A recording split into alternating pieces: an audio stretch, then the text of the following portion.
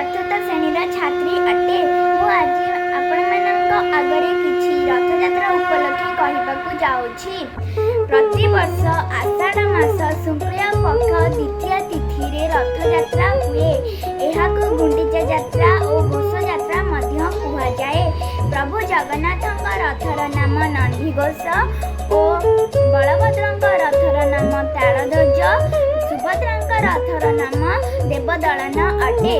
पुरीर गजपति महाराज रथरे सुना खड़िका धरी छेरा पहरा करती। दशमी दिन रथ गुड़िक बड़ देउलକୁ फेरिथाए। एहाकु बाहुड़ा यात्रा कुहाଯାଏ। धन्यवाद। दारु ब्रह्म जगन्नाथे भगवान पुरुषोत्तमे क्षेत्र नीलाचले क्षारान्नवतीरे विराजते। भारत सरसे उत्कल कमल तामध्ये केशर पुण्य नीलाचल। नीलाद्रिनाथ महाप्रभु जगन्नाथ हेउचंती ସେହି କ୍ଷେତ୍ରର ମୁଖ୍ୟ ଦିଅ। ଭଉଣୀ ସୁଭଦ୍ରା ଏବଂ ଅଗ୍ରଜ ବଳଦେବଙ୍କ ସହ ସେ ଶ୍ରୀମନ୍ଦିରର ମଣ୍ଡନ କରନ୍ତି। ପ୍ରଭୁ ପ୍ରତି 12 ମାସ 13 ଯାତ୍ରା ମଧ୍ୟରୁ ଶ୍ରୀଗୁଣ୍ଡିଚା ଯାତ୍ରା ହେଉଛି ଦିଅଙ୍କର ପ୍ରଧାନ ପର୍ବ। ଏହି 9 ଦିନ ଯାତ୍ରାକୁ ଘୋଷ ଯାତ୍ରା ବା ରଥଯାତ୍ରା ମଧ୍ୟ କୁହାଯାଏ। ସୁପ୍ରଭାତ, ମୋ ନାଁ ରୁଦ୍ରା ସାମଲ। ମୁଁ ଅଷ୍ଟମ ଶ୍ରେଣୀ ଗ ବିଭାଗର ଏକ ଛାତ୍ର ଅଟେ। ମୁଁ ଆଜି ଆପଣମାନଙ୍କ ସମ୍ମୁଖରେ ଜଗନ୍ନାଥ ସଂସ୍କୃତିରେ ରଥଯାତ୍ରା ଉପଲକ୍ଷେ କିଛି ଶବ୍ଦ କହିଥିବାରୁ ମୁଁ ନିଜକୁ ଧନ୍ୟ ମନେ କରୁଛି। ରଥଯାତ୍ରା ହେଉଛି ହିନ୍ଦୁମାନଙ୍କର ଏକ ପ୍ରଧାନ ପର୍ବ। ପ୍ରତିବର୍ଷ ଆଷାଢ଼ ମାସ ଶୁକ୍ଳ ପକ୍ଷ ଦ୍ୱିତୀୟ ତିଥିରେ ରଥଯାତ୍ରା ପାଳନ କରାଯାଏ। ଦଳିତମାନେ ସିଂହଦ୍ୱାରରୁ ମହାପ୍ରଭୁଙ୍କୁ ଥୋଇ ଥୋଇକା ରଥ ନିକଟକୁ ଆଣନ୍ତି। ତାହାକୁ ପହଣ୍ଡି ବିଜେ ମଧ୍ୟ କୁହାଯାଏ। ତିନି ଦିଅ ଆସି ସାରିଲା ପରେ ରଥରେ ବିରାଜମାନ କରନ୍ତି। ଲକ୍ଷେ ଲକ୍ଷେ ଜନତା ଦେଖି ତାଙ୍କୁ କୁହନ୍ତି, ହେ ମହାବାହୁ, ହେ ଚକାଡୋଳା, ଆମେ ଆଜି ଅତ୍ୟନ୍ତ ଖୁସି ତତେ ଦେଖି। ମହାପ୍ରଭୁ ତାଙ୍କର ସୁନ୍ଦର ବେଶରେ ପ୍ରତ୍ୟେକ ଜନତାଙ୍କୁ ଆଶୀର୍ବାଦ କରିଥାନ୍ତି। ଝାଞ୍ଜ, ମୃଦଙ୍ଗ, ଢୋଲ, ହୁଳହୁଳି ତାଳି ସହ ଶ୍ରୀକ୍ଷେତ୍ର ଉଛୁଳି ପଡ଼େ। ପୁରୀ ରାଜା ଦିବ୍ୟସିଂହ ଦେବଙ୍କର ଛେରା ପହରାକୁ ଦେଖି ସମସ୍ତେ ଅତ୍ୟନ୍ତ ଖୁସି ଲାଭ କରନ୍ତି। ବଡ଼ ଦେଉଳ, ବଡ଼ ଠାକୁର ଏବଂ ବଡ଼ ଦାଣ୍ଡକୁ ଧାରଣ କରିଥିବା ସେହି ପୁରୀ ଆଜି ଅତ୍ୟନ୍ତ ଗର୍ବିତ। ଏହି ମହାନ ପର୍ବ ସମଗ୍ର ବିଶ୍ୱ ଓଡ଼ିଆ ଜାତିକୁ ଆସିଥିବାରୁ ଆମ ଓଡ଼ିଆ ଆଜି ଏହା ପାଇଁ ଅତ୍ୟନ୍ତ ଗର୍ବିତ। ମୁଁ ମୋ ବକ୍ତବ୍ୟ ଶେଷ କରିବା ପୂର୍ବରୁ ମହାପ୍ରଭୁ ଜଗନ୍ନାଥଙ୍କର ଏକ ସୁନ୍ଦର ଶ୍ଲୋକ ଗାଇବାକୁ ଚାହୁଁଛି। ନୀଳାଚଳ ନିବାସାୟ ନିତ୍ୟାୟ ପରମାତ୍ମନେ ବଳଭଦ୍ର ସୁଭଦ୍ରାଭ୍ୟାଂ ଜଗନ୍ନାଥାୟ ते नमः। जय जगन्नाथ, जय जगन्नाथ, जय जगन्नाथ। धन्यवाद। Morning teachers and my dear friends, I am Sumali Patnaik of class 7C of Bakshi Jagabandhu English Medium School 2.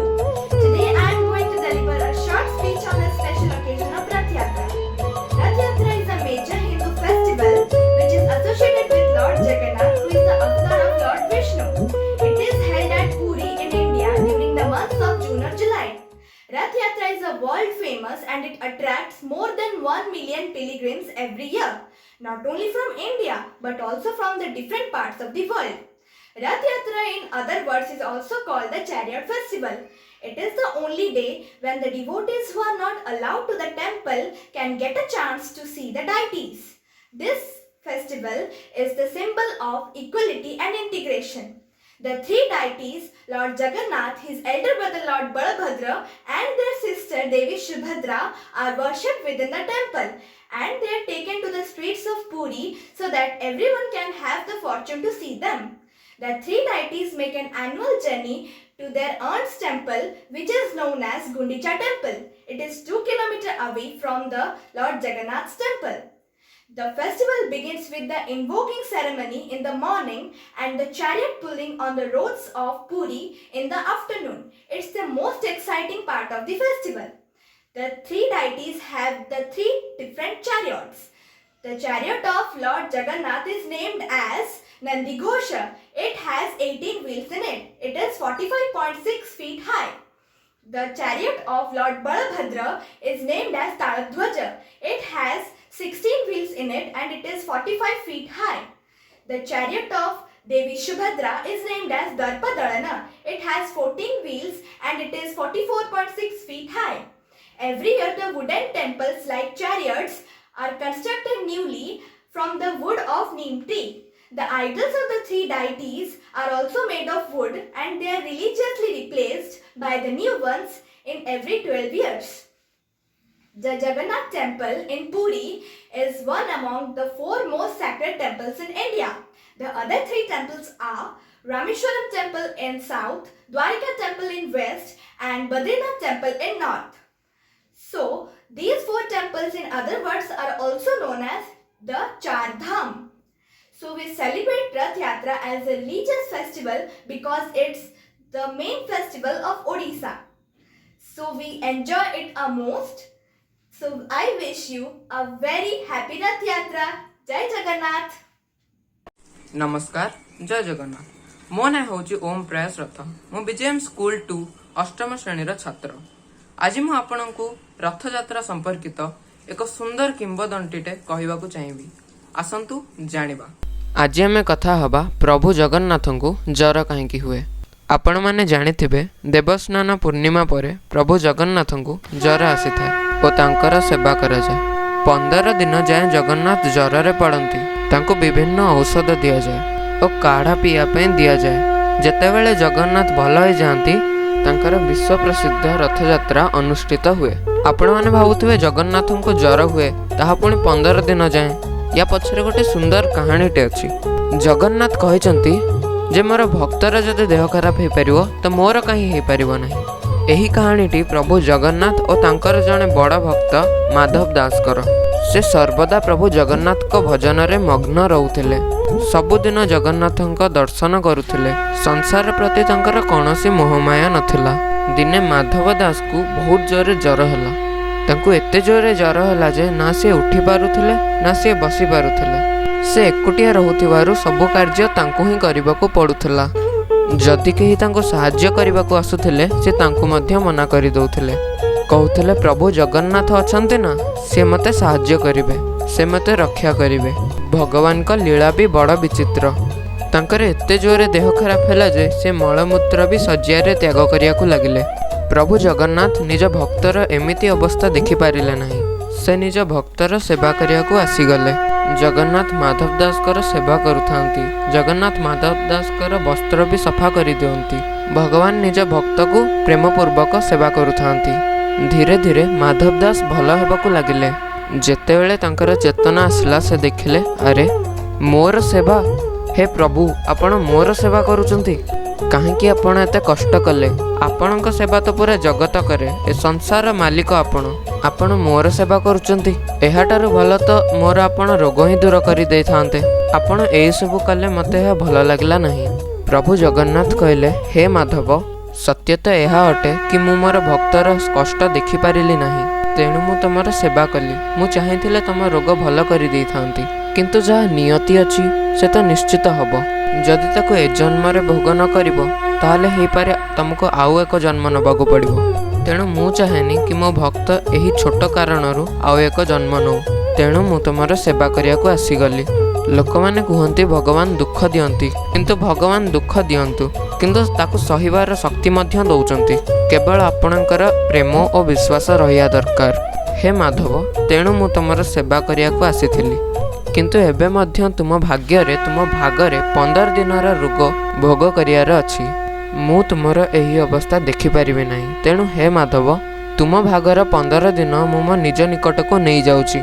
ସେଦିନଠାରୁ Jagannath Madhav ଦାସଙ୍କ ନିକଟରୁ 15 ଦିନର ରୋଗ ନେଇଯାଇଥିଲେ।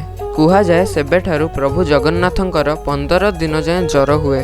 ଜ୍ୟେଷ୍ଠ ମାସର ସ୍ନାନ ପୂର୍ଣ୍ଣିମା ପରେ ଭଗବାନ ସ୍ନାନ କଲା ପରେ ସିଂହଦ୍ୱାରରେ ପାଦ ଦଉ ଦଉ ଦଉ ଦଉ ପ୍ରାଣ ଯାଆନ୍ତାକି ଛାଡ଼ିଲ, ମୁଁ ସରଗକୁ ଯାଆନ୍ତି ଚଢ଼ି, ମୁଁ ସରଗକୁ ଯାଆନ୍ତି ଚଢ଼ି, ଶରଦା ବାଲିରେ ରଥ ଟାଣୁ ଟାଣୁ ଟାଣୁ ଟାଣୁ ଚକ ଯାଆନ୍ତାକି ମାଡ଼ିଲ, ମୁଁ ସରଗକୁ ଯାଆନ୍ତି ଚଢ଼ି, ମୁଁ ସରଗକୁ ଯାଆନ୍ତି ଚଢ଼ି, ହାରିଲା କିଏ ଜିତିଲା କେତେ, ମଣିଷ ବୁଝେ ନାହିଁ ଖେଳୁଛି ଏତେ।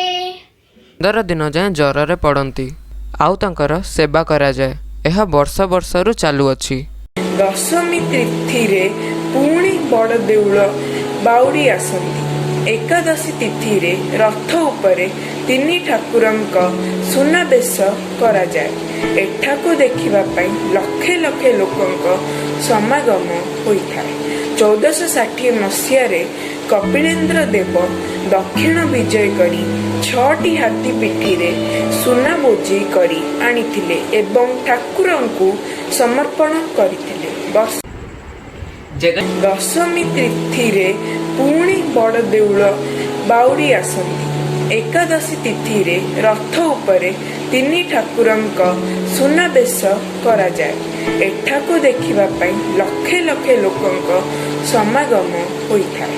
1460 ମସିହାରେ କପିଳେନ୍ଦ୍ର ଦେବ ଦକ୍ଷିଣ ବିଜୟ କରି 6ଟି ହାତୀ ପିଠିରେ ସୁନା ବୋଝେଇ କରି ଆଣିଥିଲେ ଏବଂ ଠାକୁରଙ୍କୁ ସମର୍ପଣ କରିଥିଲେ। भारत के नाथ जगन्नाथ की सुप्रसिद्ध रथ यात्रा में आप लोगों का हार्दिक अभिनंदन। जकारश्च जगन्नाथ गकार बलदेवकम भद्रानकार भावन थकारश्च सुदर्शन। जगन्नाथ संस्कृति बहुत अलौकिक है। उड़ीसा में जगन्नाथ संस्कृति राजा इंद्रदुम्न के समय से चल रहा है। राजा इंद्रदुम्न बहुत ज्यादा विख्यात और पराक्रमी राजा थे और भगवान विष्णु के बहुत बड़े भक्त भी थे। एक दिन भगवान विष्णु ने उन्हें स्वप्न में कहा था कि पुरी से कुछ दूर मेरा एक ऐसा अलौकिक वस्तु है जिसमें मेरे उपस्थिति की सूचना मिलती है। राजा इंद्रदुम्न ने अपने कुछ दूतों को उस वस्तु की खोज के लिए भेजा। उनमें से पूर्व में जाने वाले दूत का नाम विद्यापति था। विद्यापति कुछ दूर जाने के बाद वो रास्ता खो गए। उसके बाद उन्होंने विश्वावसु की कन्या ललिता से उनका भेंट हुआ। ललिता ने उन्हें अपने गृह को ले गई। कुछ दिन रहने के बाद विश्वावसु ने विद्यापति और ललिता के विवाह किया। इसके कुछ दिन बाद जगन्नाथ स्वामी नयन पथगामी भवतु। नमस्कार, मु अश्विनी महाराणा सप्तम श्रेणी ख विभाग में पढ़ुछि। मु आज जगन्नाथ संस्कृति रथयात्रा विषय किसी कहवाक जाऊँगी। विश्वदेवता जगन्नाथ केवल उत्कलीय मानकर नुहंती, समग्र विश्व हिंदू समाज से आराध्य देवता। तांकर बासस्थली पुरुषोत्तम क्षेत्र पुरी रे ज्येष्ठ भ्राता बलभद्र और भगिनी सुभद्रा सहित समाहीन। भारतर चतुर्धाम मध्य यह अन्यतम और श्रेष्ठ। विभिन्न संहिता, पुराण और धर्मशास्त्र में जगन्नाथंकर रथयात्रा वर्णना रही। मई मास बसंत पंचमी दिन ठारू रथ काठ संग्रह हुए एवं वैशाख मास अक्षय तृतीय दिन रथ निर्माण आरंभ हुए। रथयात्रा 3टी रथ व्यवहृत हुए। जगन्नाथ रथर नाम नंदीघोष। बेदी उपर यार उच्चता 23 हाथ, 6 हाथ परिधि में 16टी चक लगी था। रथर सारथी मातली। रथरे स्वर वर्णर 4टी अश्व लग जाए। बलभद्र रथर नाम तालध्वज। बेदी उपर यार उच्चता 22 हाथ, 4.5 हाथ परिधि में 14टी चक लगी था। ରଥର ସାରଥୀ ତାଳଧ୍ରୁବ, ଯୋଚା ଯାଇଥିବା ଚାରି ଅଶ୍ୱଙ୍କର ରଙ୍ଗ କଳା। ଦେବୀ ସୁଭଦ୍ରାଙ୍କର ରଥର ନାମ ଦର୍ପଦଳନ। ବେଦୀ ଉପରେ ଏହାର ଉଚ୍ଚତା 21 ହାତ। 4 ହାତ ପରିଧିରେ ଏଥିରେ 12ଟି ଚକ ଲାଗିଥାଏ। ରଥର ସାରଥୀ ହେଉଛନ୍ତି ଅର୍ଜୁନ।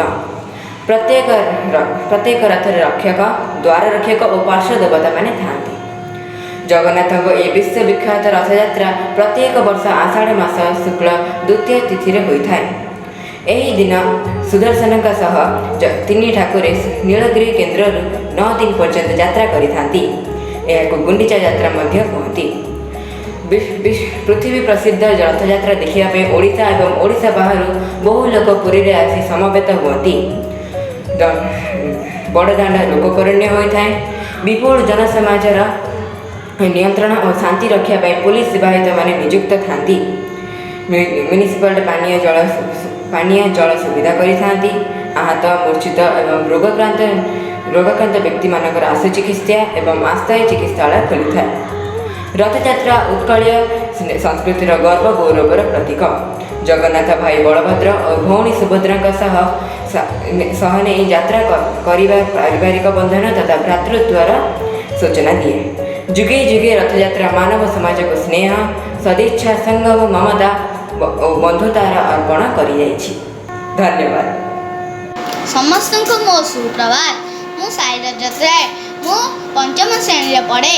ଆଜି ମୋତେ ସ୍ୱୟଂ ଶ୍ରୀ ଜଗନ୍ନାଥଙ୍କ ସୁନାବେଶ ବିଷୟରେ କିଛି କହିବା ପାଇଁ ସୁଯୋଗ ମିଳିଥିବାରୁ ମୁଁ ନିଜକୁ ଧନ୍ୟ ମନେ କରୁଛି। ଶ୍ରୀ ଜଗନ୍ନାଥଙ୍କ ରଥଯାତ୍ରା ସରିବା ପରେ ତିନି ଠାକୁରଙ୍କୁ ଆଷାଢ଼ ଶୁକ୍ଳପକ୍ଷ ଏକାଦଶୀ ତିଥିରେ ବଡ଼ଦାଣ୍ଡରେ ରଥ ଉପରେ ସୁନାବେଶ କରାଯାଏ। ରାଜା କପେନ୍ଦ୍ର ଦେବ 16ଟି ହାତୀରେ ପ୍ରଚୁର ସୁନା ଆଣି 138ଟି ପ୍ରକାରର ସୁନା ଅଳଙ୍କାରକୁ ମସ୍ତିଷ୍କ ଠାରୁ ପାଦ ପର୍ଯ୍ୟନ୍ତ ରତ୍ନର ଅଳଙ୍କାରରେ ଭୂଷିତ କରାଇଥିଲେ। ମୁଦି, ବାହୁଟି, ରତ୍ନମାଳ, କୁଣ୍ଡଳ ଆଦି ସମସ୍ତ ଅଙ୍ଗକୁ ସୁନାରେ ଆଚ୍ଛାଦିତ କରାଯାଏ। ପୁନଶ୍ଚ ଏହି ସୁନାବେଶ ଦଶହରା, କାର୍ତ୍ତିକ ପୂର୍ଣ୍ଣିମା ଓ ଦୋଳ ପୂର୍ଣ୍ଣିମାରେ ରତ୍ନର ସିଂହାସନ ଉପରେ ତିନି ଠାକୁର ଥିବାବେଳେ ସୁନାବେଶ କରାଯାଏ। ଲକ୍ଷ ଲକ୍ଷ ଲୋକ ଏହି ସୁନାବେଶ ଦିନ ଆସି ଦର୍ଶନ କରି ଅତ୍ୟନ୍ତ ଖୁସି ମନାନ୍ତି। ଏହି ପରମ୍ପରା ପୃଥିବୀରେ ବିରଳ। ଜୟ ଜଗନ୍ନାଥ। ଜୟ ଜଗନ୍ନାଥ।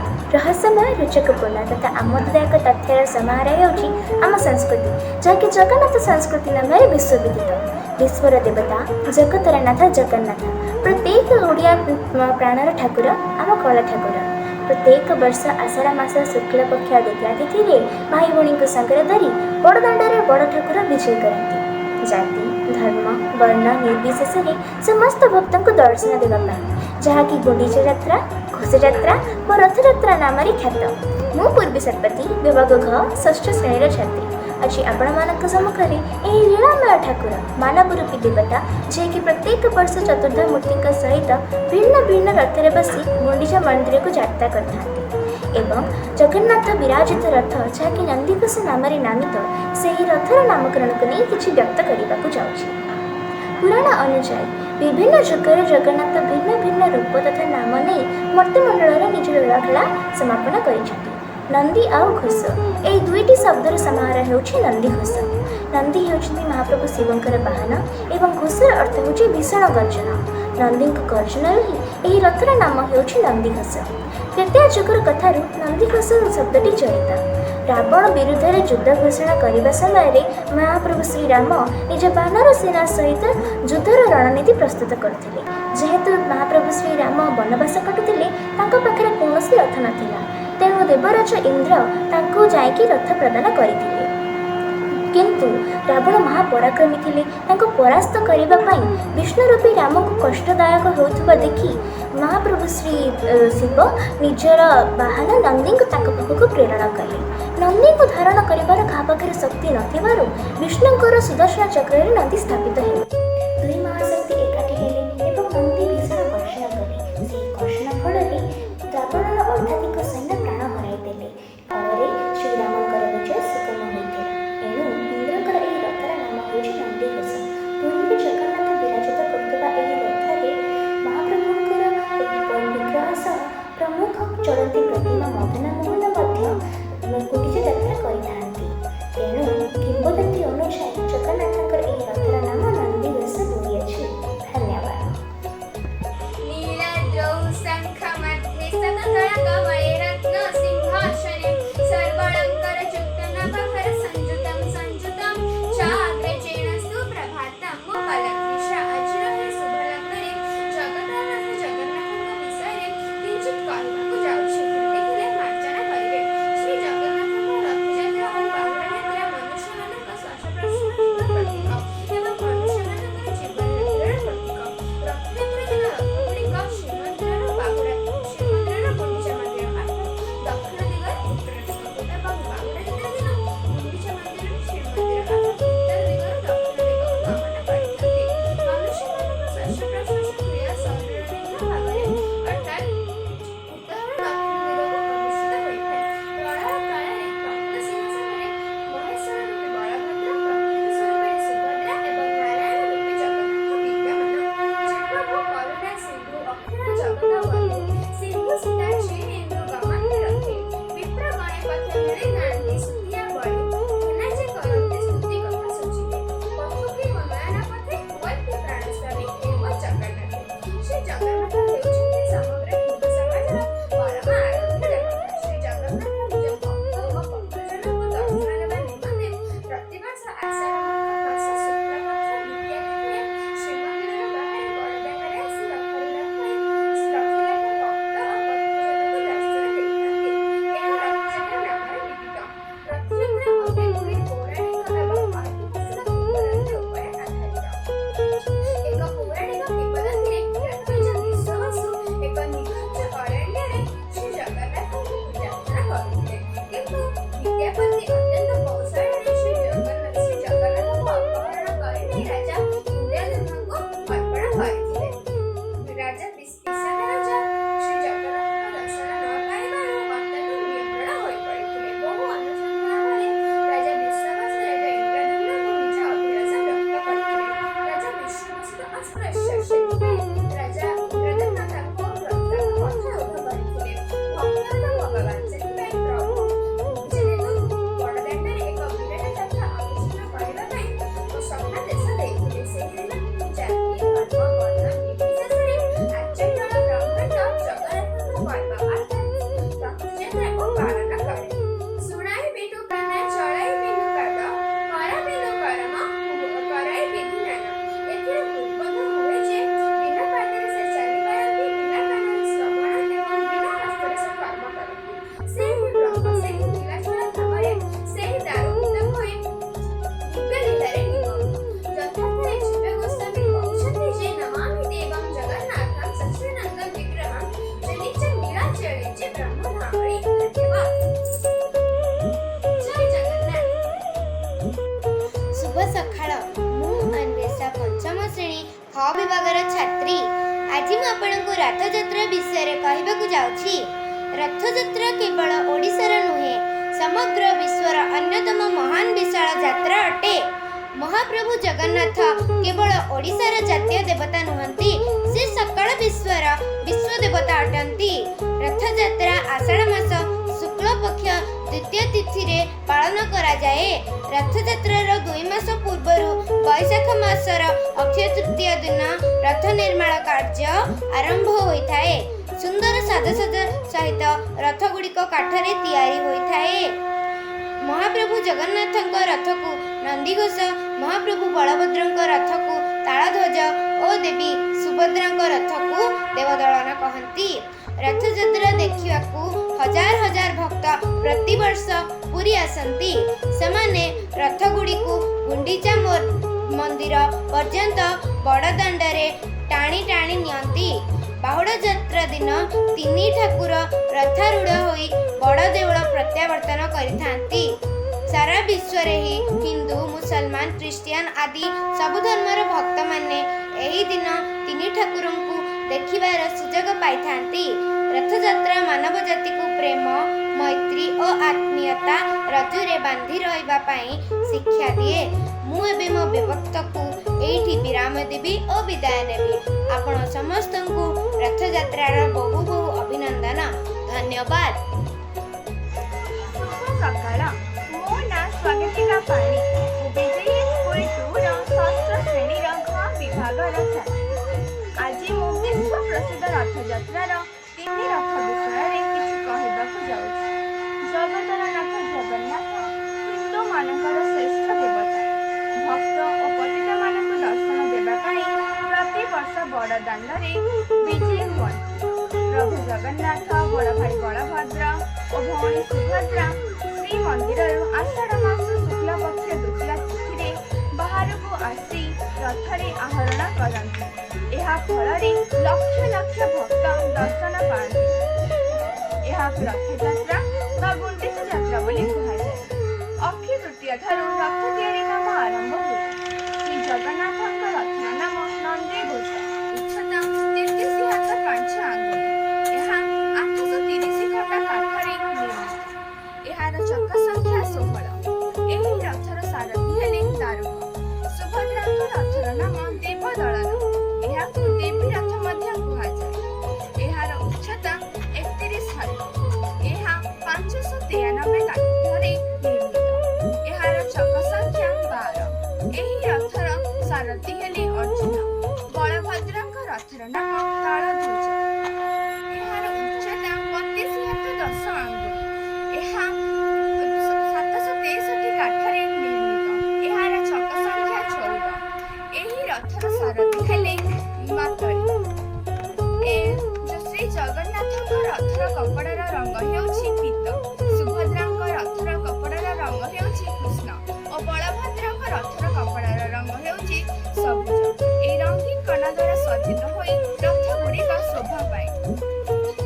ଏହି ସୁସଜ୍ଜିତ 3 ରଥରେ ପ୍ରଭୁ ଶ୍ରୀ ଜଗନ୍ନାଥ ବଳଭଦ୍ର ଓ ସୁଭଦ୍ରା ବିଜେ କରନ୍ତି ଏବଂ ବହୁତ ଆନନ୍ଦ ଉଲ୍ଲାସରେ ଏବଂ ଅଗଣିତ ଭକ୍ତଙ୍କ ଉପସ୍ଥିତିରେ ବିଶ୍ୱ ପ୍ରସିଦ୍ଧ ରଥଯାତ୍ରା ପାଳନ ହୁଏ।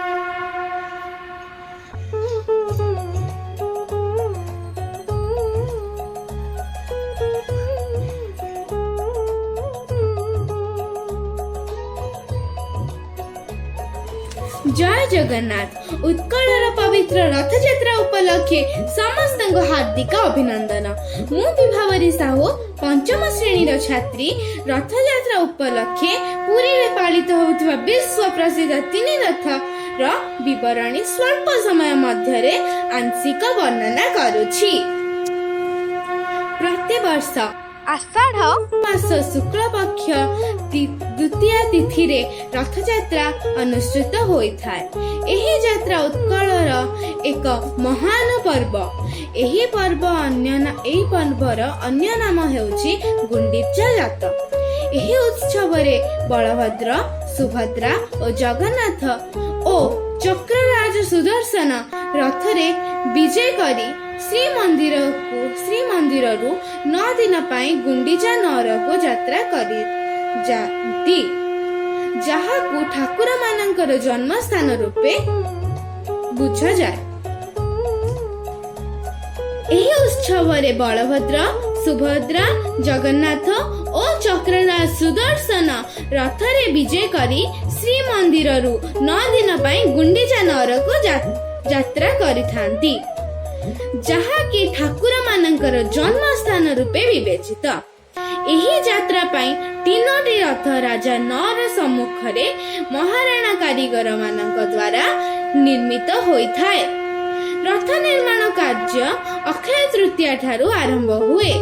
एही 3टी रथ यात्रा पूर्वरु प्रस्तुत होई सारी थाए। रथर नाम हैला तालध्वज, देवदलन ओ नंदीघोष। बलभद्रଙ୍କ रथर नाम तालध्वज। रथरକୁ नील और नाली कनार आच्छादित करा जाइथाय। रथर चक संख्या 14, उच्चता 45 ଫୁଟ। ରଥର ସାରଥୀ ହେଲେ ମାତଳି। ଏହି ରଥରେ ବଳଭଦ୍ର ଓ ତାଙ୍କର ଚଳନ୍ତି ପ୍ରତିମା ରାମକୃଷ୍ଣ ବିଜେ କରନ୍ତି। ରଥର ରକ୍ଷକ ହେଲେ ସ୍ୱୟଂ ବାସୁଦେବ। ଆୟୁଧ ହଳ ମୂଷକ ରଥର ଦଉଡ଼ି ସ୍ୱୟଂ ବାସୁକି। ରଥରେ 4ଟି କଳା ଘୋଡ଼ା ଯୋଚା ହୋଇଥାନ୍ତି। ସୁଭଦ୍ରାଙ୍କ ରଥର ନାମ ଦେବଦଳନ। ଚକ ସଂଖ୍ୟା 12, ଉଚ୍ଚତା 44 ଫୁଟ। ରଥର ସାରଥୀ ଅର୍ଜୁନ। ରଥର ରକ୍ଷକ ଗରୁଡ଼। ଏହି ରଥକୁ କଳା ଓ ନାଲି ରଙ୍ଗ କପଡ଼ା ଦ୍ୱାରା ଆଚ୍ଛାଦିତ କରାଯାଇଥାଏ। ରଥରେ 4ଟି ଶ୍ଵେତ ବର୍ଣ୍ଣ ଘୋଡ଼ା ଯୋଚା ଯାଇଥାଏ। ରଥର ରଜୁ ସ୍ୱର୍ଣ୍ଣ ଚୂଡ଼। ଏହି ରଥରେ ଚକ୍ରରାଜ ସୁଦର୍ଶନ ବିଜେ କରନ୍ତି। ଜଗନ୍ନାଥଙ୍କ ରଥର ନାମ ନନ୍ଦିଘୋଷ। ଏହି ରଥକୁ ହଳଦିଆ ଓ ନାଲି କନାରେ ଆବୃତ କରାଯାଇଥାଏ। ଏହି ରଥର ଉଚ୍ଚତା 45 ଫୁଟ। ରଥର ସାରଥୀ ହେଲେ ଦାରୁକ। ରଥର ରକ୍ଷକ ଗରୁଡ଼। ଏହି ରଥରେ ଜଗନ୍ନାଥ ଚଳନ୍ତି ପ୍ରତିମା ମଦନ ମୋହନ ବିଜେ କରିଥାନ୍ତି। ରଥରେ 4ଟି ଧଳା ରଙ୍ଗର ଘୋଡ଼ା ଲଗାଯାଇଛି। ରଥର ଦଉଡ଼ି ହେଲେ ଶଙ୍ଖଚୂଡ଼। ଏହି 3ଟି ରଥରେ ଠାକୁରମାନେ ବିଜେ କରିବା ପରେ କାହାଳି ଘଣ୍ଟ ଘଣ୍ଟା ହରିବୋଲ ହୁଳହୁଳିରେ ପ୍ରକମ୍ପିତ ହୋଇ ବଡ଼ଦାଣ୍ଡରେ ଭକ୍ତମାନଙ୍କ ଦ୍ୱାରା ଟଣା ଯାଇଥାନ୍ତି। କିନ୍ତୁ ଚଳିତ ବର୍ଷ କୋଭିଡ ନିୟମକୁ ପାଳନ କରି ବିନା ଭକ୍ତରେ କେବଳ ସେବାୟତ ମାନଙ୍କ ଦ୍ୱାରା କରାଯିବ। ସମସ୍ତଙ୍କୁ ମୋର ପୁଣି ଥରେ ରଥଯାତ୍ରା ଉପଲକ୍ଷେ ଅନେକ ଅନେକ ଅଭିନନ୍ଦନ। ନମସ୍କାର। ଜୟ ଜଗନ୍ନାଥ।